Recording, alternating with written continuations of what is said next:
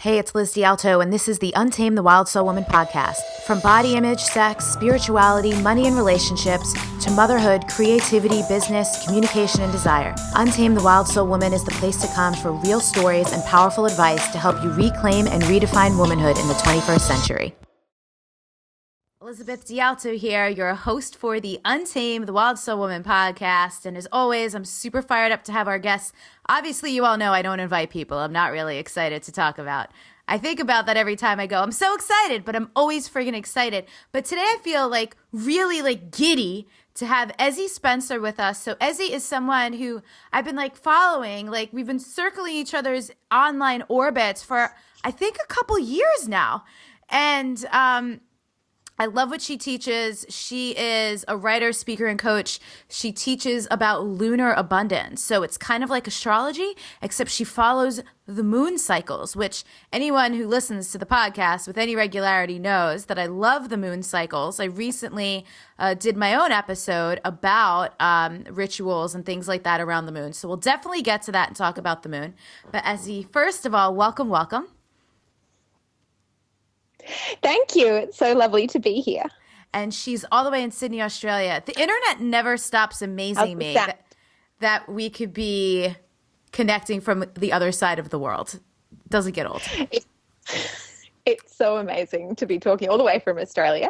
And can you hear me okay? Because it's a little bit scrambled at my end. Yeah, no, we're okay. We got you.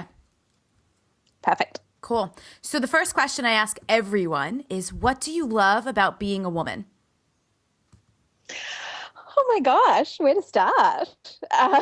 There is so much that is magical and amazing about being in a female body. And I guess I would just start there, which is just the female body itself is just an extraordinary experience. And I feel like there is just so much which I have learned to love about my female body. I feel like that wasn't something which happened for me right out of the gate. It was a process for me to actually start to untap what was inside of my female body, if you will, and the delight and the joy that is a part of the female experience, physiologically part of the female experience. And, we can delve much deeper into that. And I suppose the moon practice, which I teach, is a way which I developed that as a personal practice myself to actually start to come back into my body, because I had a very different start in life, and I spent probably the first 20, 25 years of my life I feel really stuck in my head. So yeah, this is something which I'm continuing to uncover and really enjoy, is the female body, the female form. Yeah. And then I feel like there's also aspects around the connection that women have with other women, which is really unique to being a woman and also being a woman alive in the West today. I feel like there is a special type of freedom that we have to be able to access our feelings and then to be able to communicate our feelings and to have the support in supportive female communities. And I'm really lucky to be in a number of different really supportive female communities and to experience the sisterhood in that way. And, I feel like when I look around at some of the men in my life, I see that they don't have that kind of community and connection and support on that emotional level. So I feel extremely lucky to be a woman and to be sort of directly tapped into that. Yeah, it's an amazing point. So my partner, Michael, he actually has created a community for men called the School for Men, right, specifically for that reason, because a number of years ago when he went to do his coach training, and went to follow up subsequent conferences through the Martha Beck program, he looked around and he would be one of 3 dudes with hundreds of women. And so it's a real thing, but it's cool to have the access to the sisterhood and the supportive groups. So I want to talk more about this.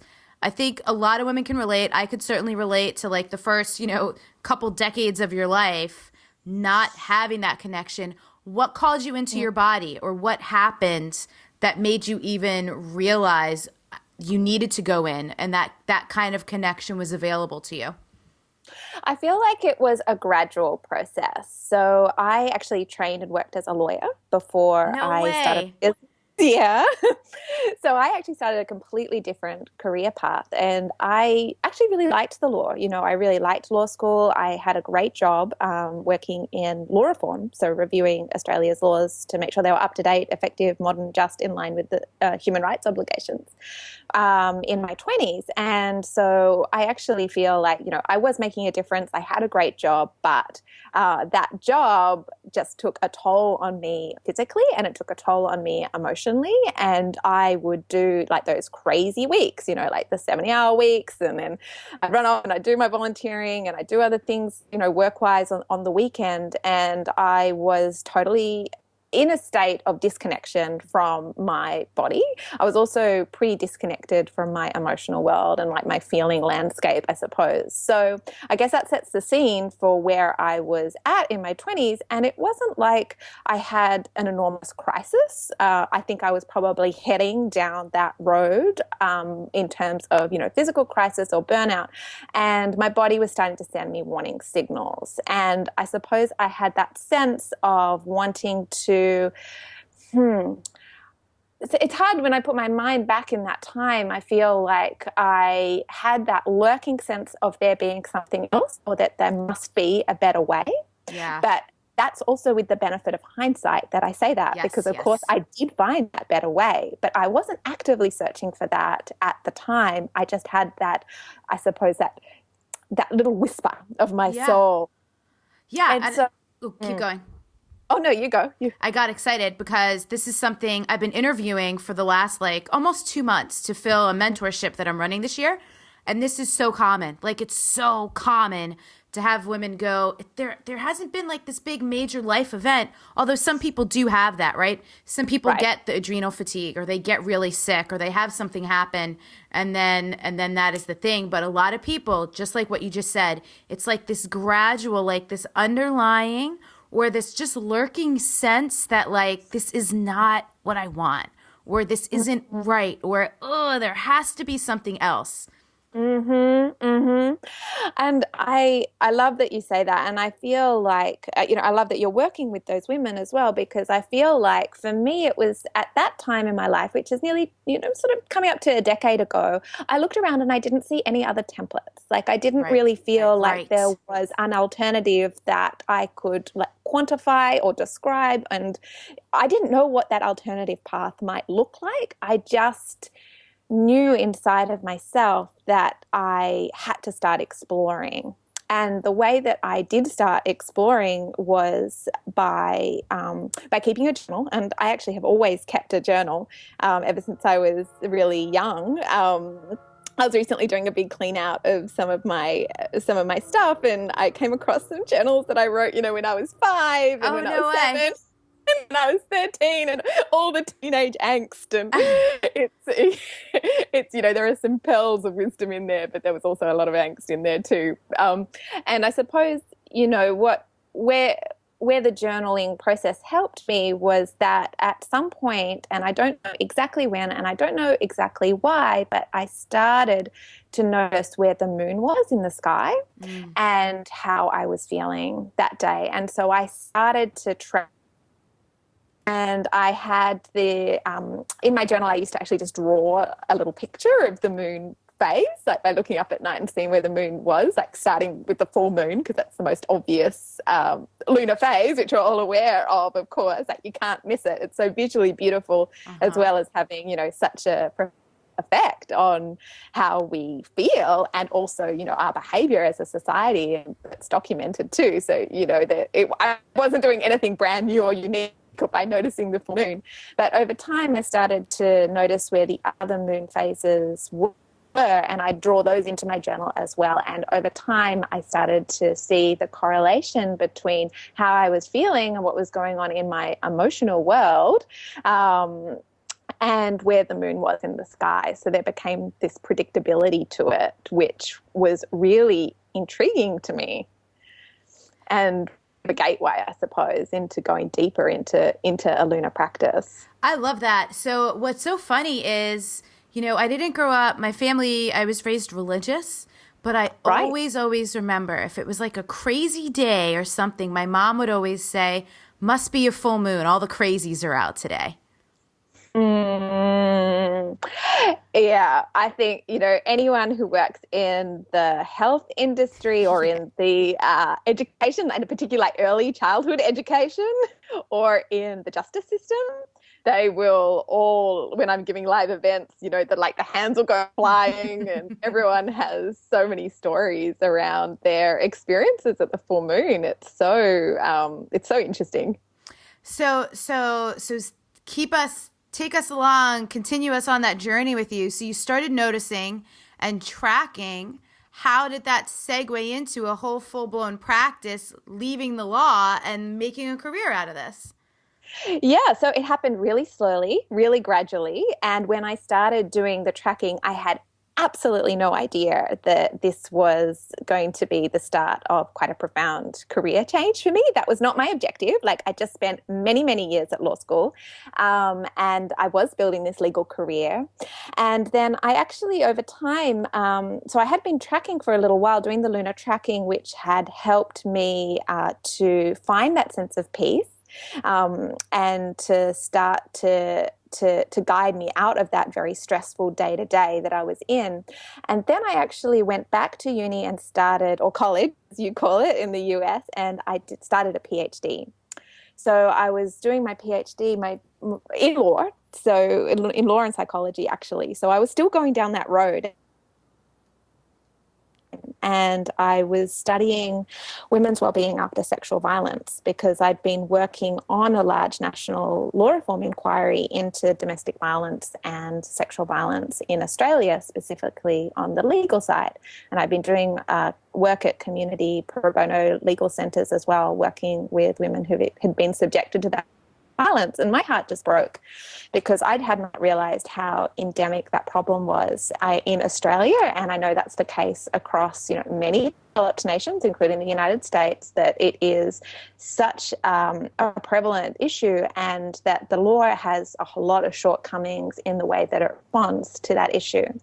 And so that was my entry point into leaving sort of a traditional sort of 9-to-5 job and going into a PhD process where I wanted to investigate how the law be reformed.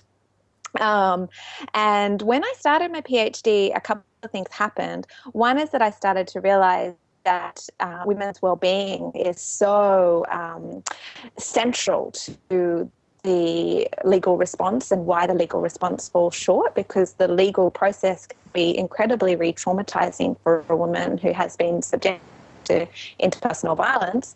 And so I started to get much more interested in women's well-being and how that guided women's decisions to even access a legal response or to stay engaged with the legal and justice system. And I also, at that time, in parallel with that, had a lot more space in my day-to-day schedule and life, if you will.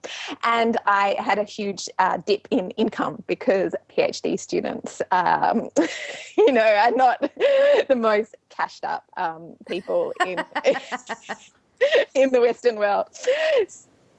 I started to actually work with women one-on-one as really what became a side business. And I started my what I really saw as something that was going to give me a little bit of pocket money at the time, something that would just supplement the stipend, the scholarship I was getting from the university. And also because the more I got into the lunar tracking work, the more I became passionate about it. And I started to talk about it and I started to run workshops. And, when I started to see women firstly and started to run the workshops firstly, I did it for free. Again, it wasn't something that I was trying to build a business from. It was knowledge which was transforming my own life, and so I really wanted to share it. And then over time, I did build up an audience, and I had a lot of people who wanted to come and see me, and so I had to start charging for it, for the work as well, because I had I sort of started to get a waiting which was really exciting. So then for time, that really took off, and I realized that I really liked doing that work, and it enabled me to go much deeper into that emotional well-being landscape, which deeply fascinated me. Did you finish your PhD? Yeah, I did. Cool. So I like this term you keep using, emotional landscape. And so talk about, so your fascination with that from your perspective in relating it to the moon cycles. What can you share around that feels alive for you right now? Well, I guess the moon for me really does, let me go back a step. So when I'm working with the moon cycle, I'm looking at sort of the moon as being a symbolic mirror. So I'm not looking at the moon as making us do anything, or, I guess a lot of people, when they start interacting with the moon, I see the language creep in around, I'm feeling like very teary or very upset or very overwhelmed, like it must be the moon. And I suppose my approach to this, or the way that I interact with the moon cycle, is one of empowerment, which is that the moon is really acting as a mirror for us, illuminating what's going on within ourselves. So illuminating that emotional world, our subconscious world, rather than sort of, in this external force which is making us feel a certain way. So I work with the principle of as above, so below, and the moon presenting these aspects of ourselves which then are going to be more illuminated at certain times. So for example, phase, but then at other times may seem more mysterious, or may require us to develop and tap into those skills of, say, intuition and feeling. And when I talk about feeling, I'm talking about actually feeling, physical sensations that are going on inside our body. So that is very much part of the lunar practice, which I teach, which is very much in line, I think, with the, with the embodiment, which you're interested in. Yeah. I read your book, by the way, and I loved your book. So thank I had you. most like ding, ding, ding, ding, ding as I was reading it, because I feel like it's very easy with any kind of practice, which is external to us, to start to get, swept back up into our, particularly if that's our patterning, and to get very interested the ideas and so forth. But, I'm really interested in whatever practice that I follow, and the moon being the richest one that I've discovered, is that, I really want it to be experiential for me. Yes. And I want it to help to guide me home to my body and the delights within my body. And that's an ongoing practice for me. Super ongoing. I'm loving what you're saying so much. Yesterday, I was reading somewhere on Facebook, an acquaintance posted something about, she was saying that a lot of people aren't doing this work to help people connect to their souls. And it was so funny because that's not my experience. There's plenty of people doing this work. And, embodiment, empowerment, I feel like there's so many people doing it in so many unique and different ways. And I'm so grateful for that, because different things will resonate with different people. I really like what you said, especially focusing on the empowerment aspect, not like a blame of like, I'm feeling crazy, it must be the moon, because it's a way of like, and I see people do this with astrology all the time, with like Mercury retrograde, batten down the hatches, like, and people want to just like blame and like relinquish any kind of like free will or personal like choice to have an impact, when it's like, the whatever is going on in the cosmos is not like causing all of the emotional issues that you've had your whole life, Right. It's so funny, dude. I can't stop laughing. I don't know why. I'm just like I'm kind of having a flash of like all these like really like victim-y Facebook posts that people write, like blaming these external forces. So I'm just really glad that you really help people see how to work with and how to attune to, right? So you could be Right. getting the information and going, what's the reflection? What does this have to do with me right now? Or what's going on in my life? Or what can I learn here? So as you were beginning to learn about the moon and connect and relate, you said you were tracking. Mm-hmm.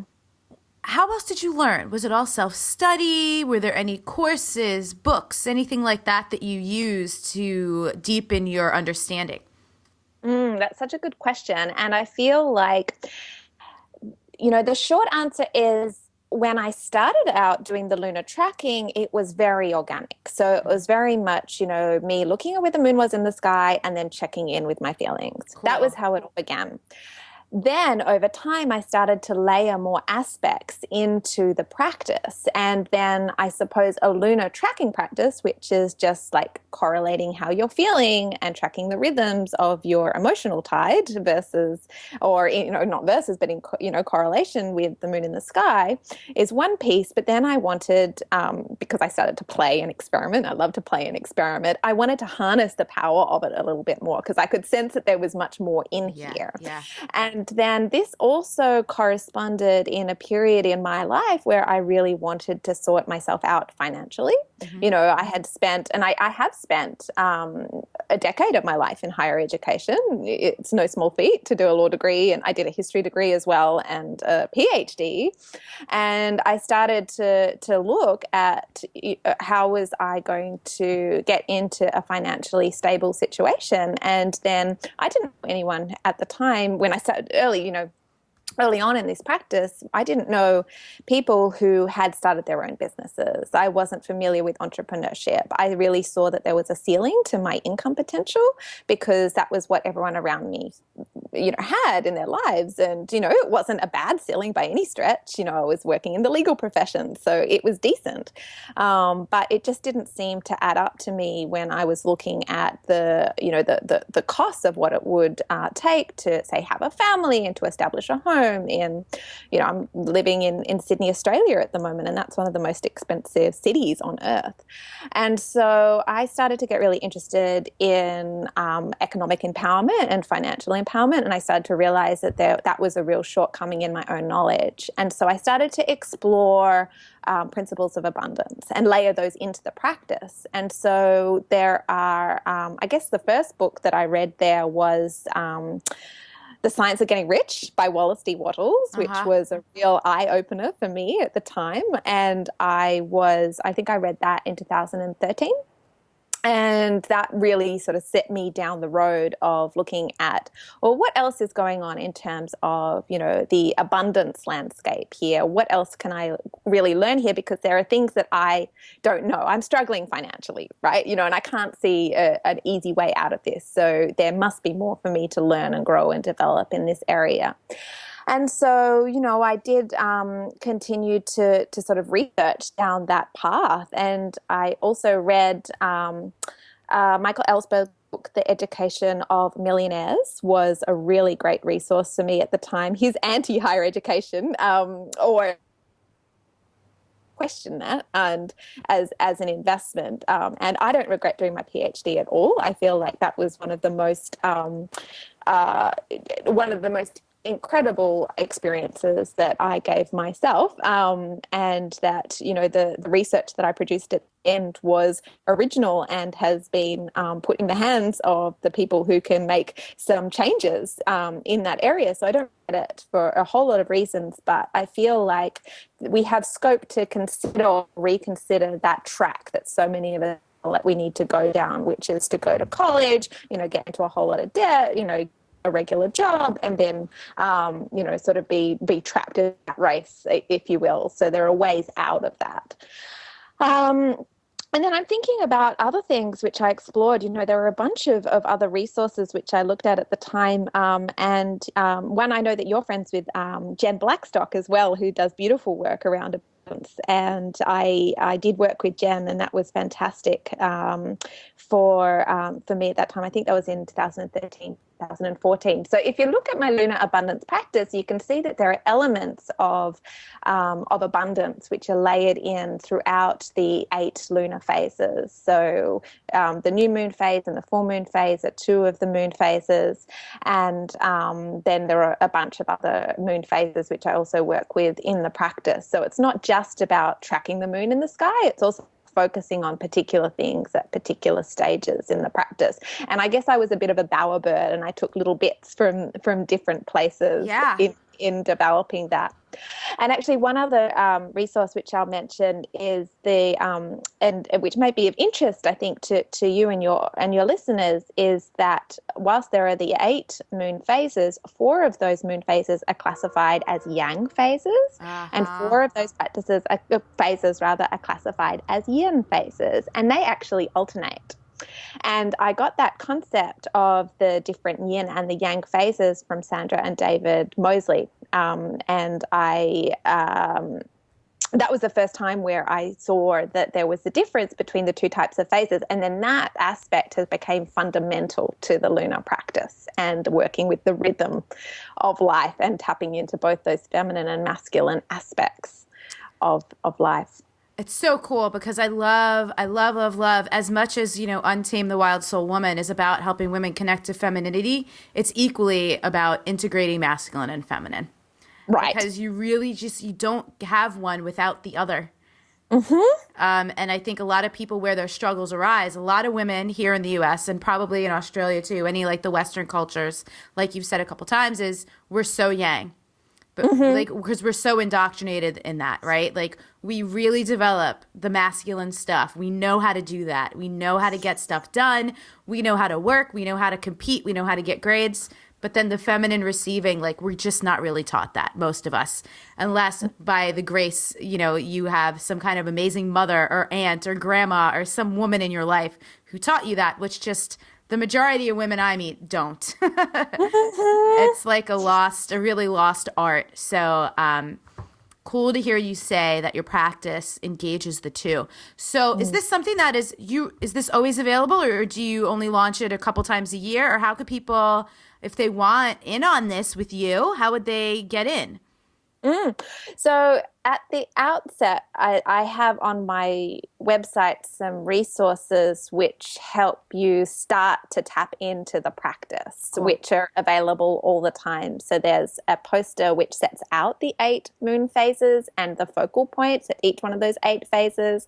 And there is a lunar planner which tells you when each of those phases will be in the northern and the southern hemisphere. Because whilst I really encourage, women to go outside and look up at night to see where the moon is and start to actually connect in with the natural environment when starting to work with the moon cycle, there's often that moment of like, but where is it? Like, is it waning or is it waxing or, is it, and when's like the next new moon? Because I want to set my intention, which is of course, the first of the 8 phases, which is to set an intention. So that the planner with the dates for the northern hemisphere and the southern hemisphere is on my website, and I also post about each one of those phases on Instagram in real time. So those are really good ways to start, and you can start with that and those at any time. And then I also teach this practice in depth in an online community which is open a couple of times a year. So it's opening up again in a couple of months in March. Oh, cool. So your website is your name, EzzieSpencer.com, right? Yeah.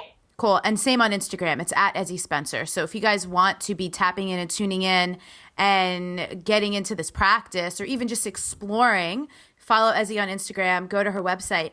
So this is super fun.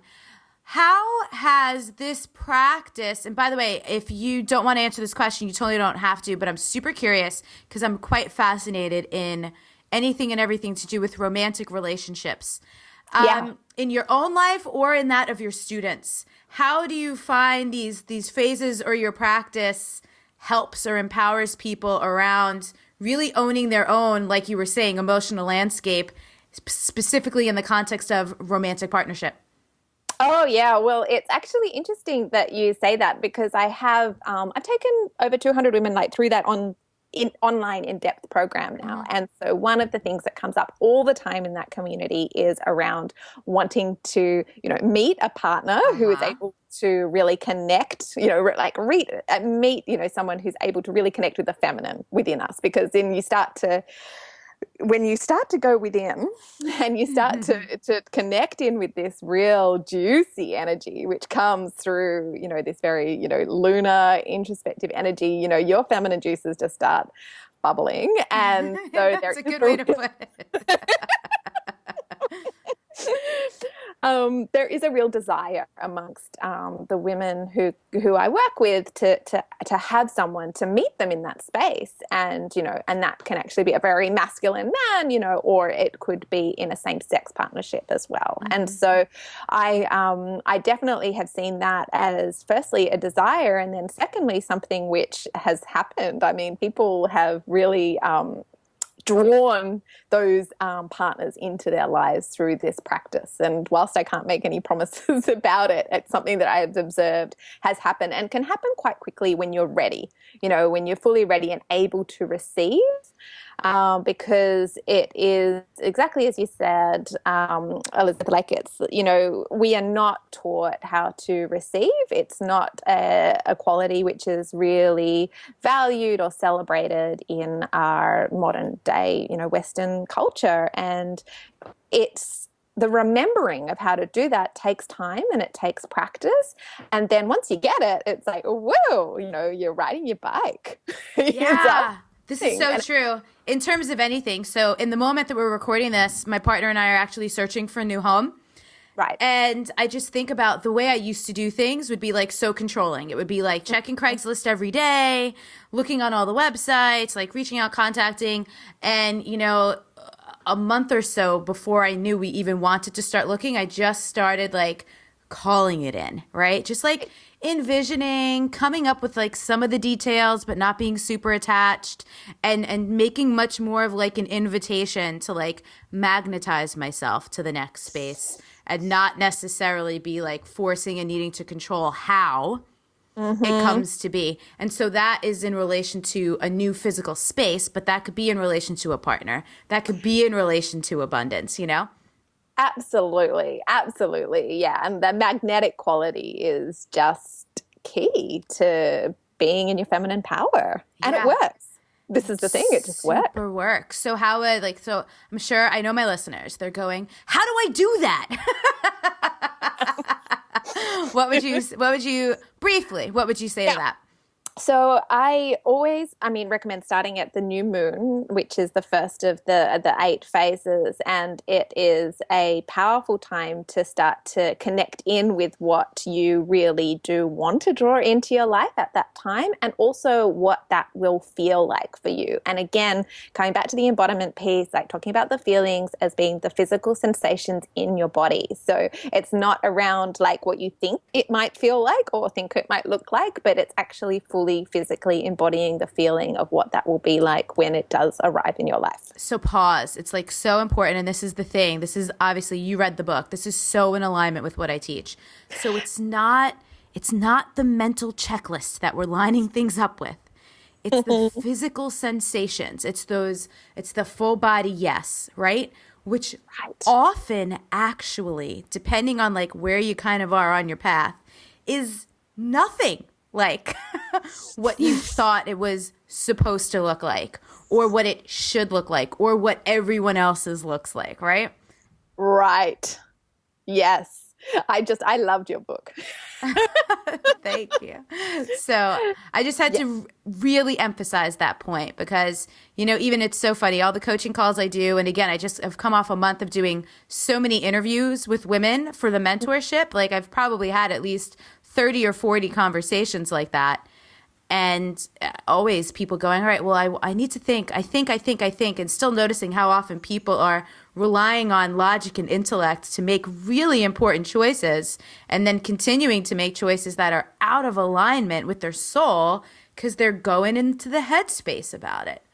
Oh, I love what you've said so much. And then this lunar practice is exactly that, a practice to help you come back to that deep soul, desire and yearning and just, that fit with who you are and why you're here on this earth.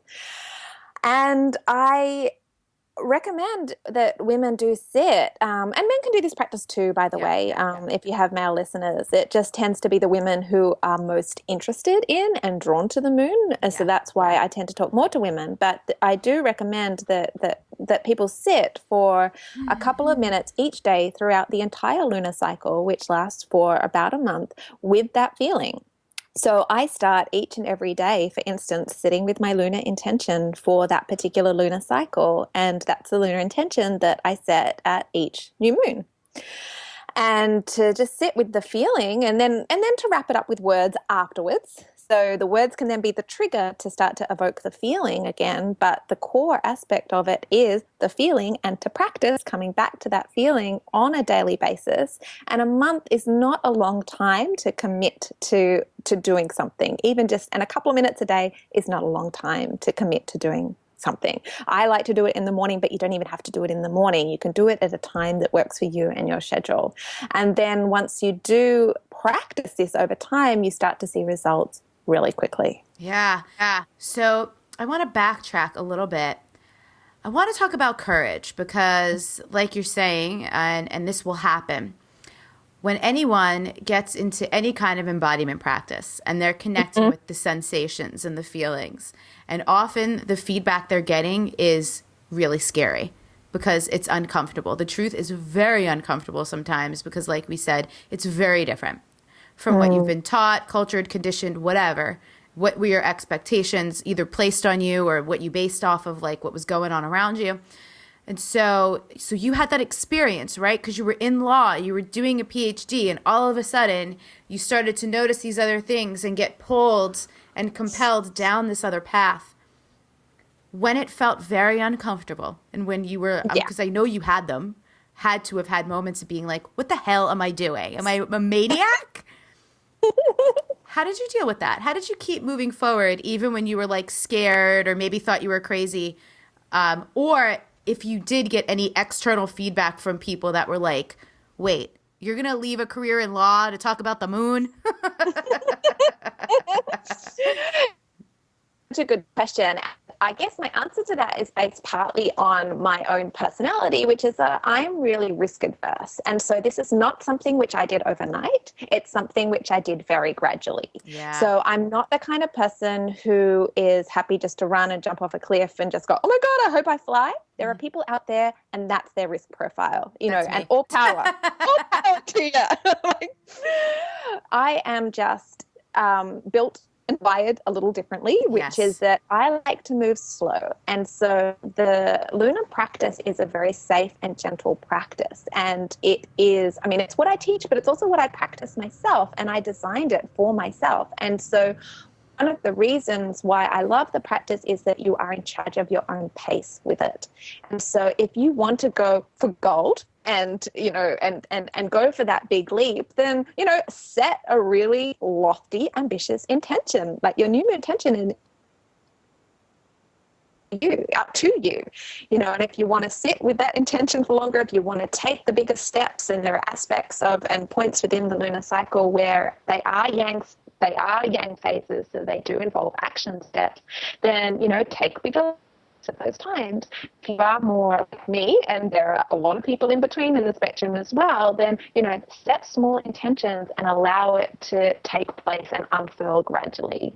And so I've been doing this lunar tracking practice now for nearly 10 years, and I have been building a business slowly over the last probably 5 or 6 years.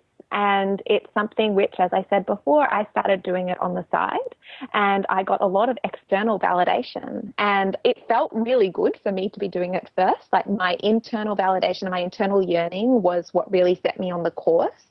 But I got so much external validation from women who were really getting a lot out of the practice and from working with me and coming to my events that I really did feel that it was something I could actually be a better service doing this than I could be sitting in an office writing reports and, studying the law and, teaching in a classroom environment in a law school, which are things that I've done as well.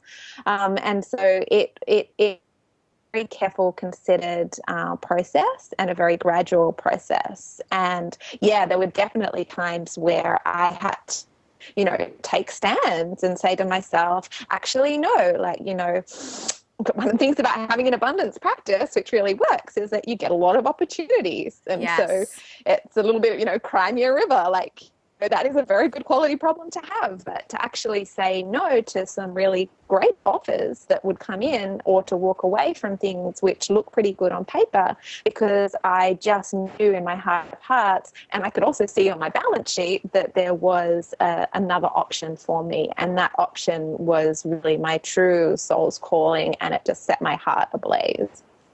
I really appreciate the acknowledgement here of moving at your own pace. It's something I emphasize a lot in my teachings as well, because I know that my pace, which is the opposite of yours, I want to move 100 miles an hour. I want everything done yesterday, and I will jump off the cliff. And that does not always set me up for success. It sets me up for a lot of pain sometimes. I'm much better about it now, but I also know that that really doesn't work for everyone. And it actually doesn't work for most people. And so I love hearing from people who aren't like that naturally, explain the process and acknowledge the process, because even though I teach go at your own pace, I don't necessarily have the experience in taking the gradual route. I'm much more going into 2016. That was a big part of my intention for the year. Space and grace. Slow down, zoom out, let things unfold a bit more. And I think that's a really beautiful part of going at a slower, more gradual pace. It allows for a bit more divine intervention and less personal control, because you're not trying to skip all the steps, Cool. Power is me.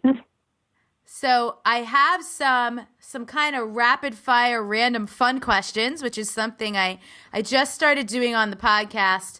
So, and sometimes they're tough because, sometimes you ask people their favorite things, they can't think of it, but we're going to go with it anyway. When you were little, what was your favorite character in a movie and why? I'm trying to think. I actually grew up in a household where we weren't allowed to watch television, so I'm just racking my brain as to what I actually watched as a child. I have this huge gap in my popular culture knowledge. I'm kind of thinking around, when I got teenage years, I guess we would watch things like The Breakfast Club ad nauseum, and also Point Break and those types of things. And I guess I love that aloof nature of the surfing lifestyle in Point Break. I was like, whoa, people surf, for a life, that's a thing. So I guess the seeds were born pretty early on of a life or potential life of freedom. But yeah, that's interesting to think about that. I guess there was an element of that with the bad boy and The Breakfast Club as well. I've forgotten the name of that actor or the character. Oh, me too, but I know who you're talking about. Nelson, I think it might have been. Yeah. He was so cool. Yeah. What do you love to give as gifts to people?